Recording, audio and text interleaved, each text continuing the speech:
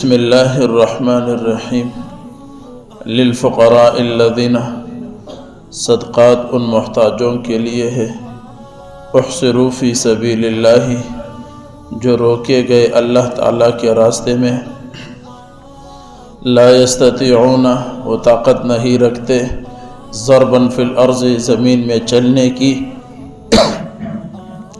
یحسبہم الجاہل ناواقف آدمی اس کو سمجھتا ہے اغنیاء مالدار من التعفف سوال سے بچنے کی وجہ سے تعرفہم بسیماہم تو ان کو پہچانے گا ان کی علامتوں کے ساتھ لا یسألون الناس الحافا سوال نہیں کرتے وہ چمٹ کر وما تنفقوا من خیر اور تم بہترین مال میں سے جو بھی خرچ کرو فإن اللہ پس بے شک اللہ تعالی بھی اس کو علیم جاننے والا ہے۔ یہ سورۃ البقرہ کا آیت نمبر 273 ہے۔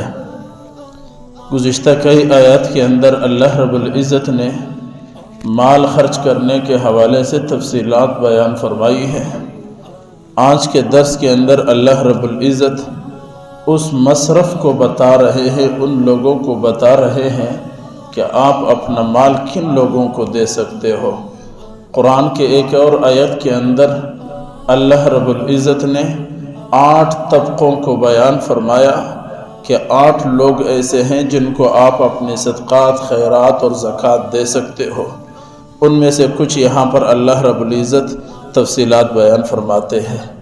اللہ فرماتے ہیں خاص طور پر ان فقراء اور غریب و مسکینوں اور محتاجوں کو اپنا مال دے دو جو اپنے آپ کو روکے رکھے چلنے پھرنے سے زمین میں۔ اس کے بہت سارے معنی ہیں۔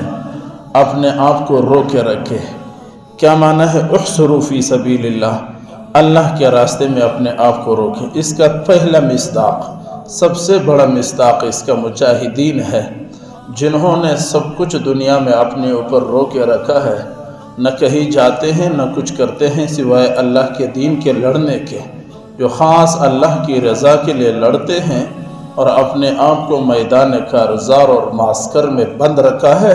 یہ وہ مجاہدین کے بارے میں کہہ رہے ہیں، وہ غریب اور وہ مسکین جو اللہ کے لیے اپنے آپ کو روکے رکھے۔ سب سے پہلے ہمارے مال کا مستحقین وہ لوگ ہیں جو اللہ رب العزت کے دین کے حفاظت کر رہے ہیں اور کفار کا سامنا کر رہے ہیں، اپنے مال، اپنے بچوں اور اپنے آپ کو قربان کر رہے ہیں۔ سب سے پہلا مراد وہی ہے۔ دوسرے نمبر پہ احصروا فی سبیل اللہ، جو اللہ کے راستے میں اپنے آپ کو روکے۔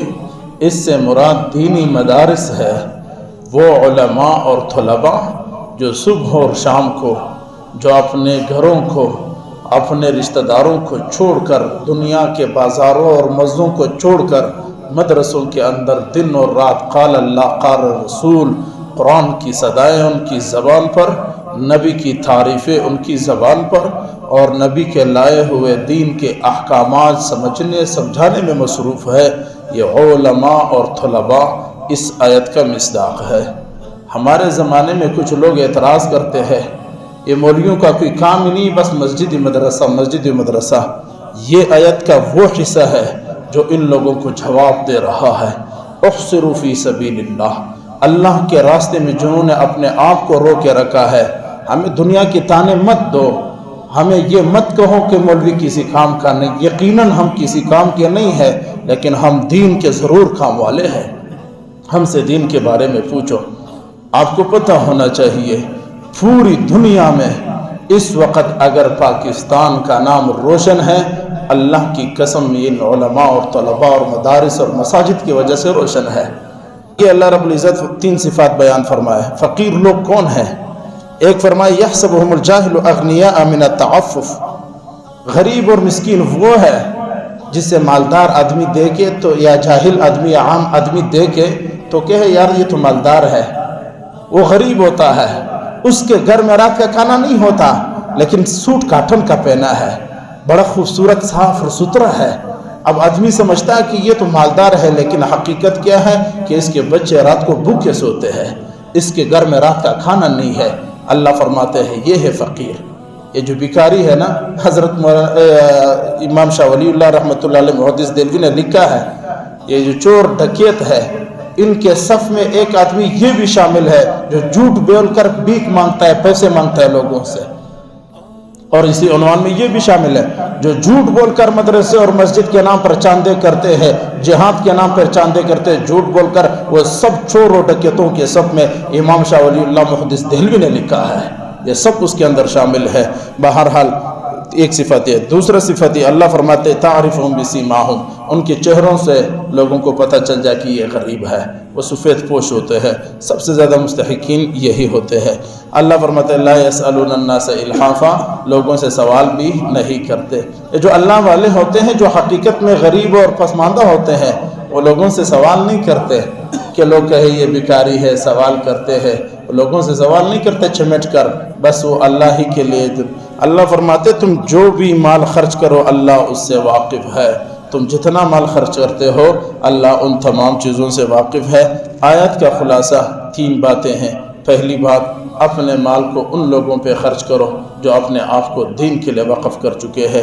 نمبر 2، اپنے مال کو خرچ کرو ان لوگوں کے لیے جو سوال نہ کرتا ہو، چپکے سے رہتا ہو لیکن ہو غریب۔ نمبر 3 یہ ہے کہ تمہارا مال ضائع نہیں ہو رہا، اللہ کو سارا علم ہے، اللہ کے ہاں جمع ہو رہا ہے۔ اللہ عمل کی توفیق عطا فرمائے۔ خلاصہ دیکھیں۔